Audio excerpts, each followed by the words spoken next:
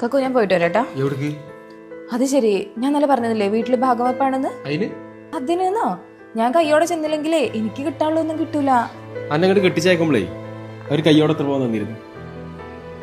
50 പവൻ. 50 പവൻ ഞാൻ ഒയ്യോടുത്ത് ചെലവാക്കിക്കണം. ലോക്കറിലുണ്ട്. അത് പിന്നെ കല്യാണം കഴിച്ച് കഴിക്കുമ്പോ സ്വർണം കൊടുക്കുന്നത് വീട്ടുകാരുടെ കടമല്ലേ? കുറച്ച് നന്ദി പറയടി.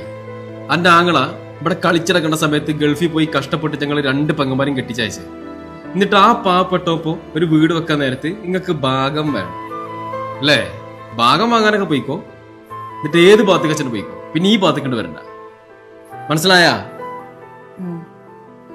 ഓൾട്ടേ ഇപ്പൊ എന്റെ ആങ്ങളുടെ അതേ സിറ്റുവേഷനിൽ കടന്നു വന്നാണ് ഞാനും. എനിക്ക് മനസ്സിലാവും എന്റെ വിഷമം.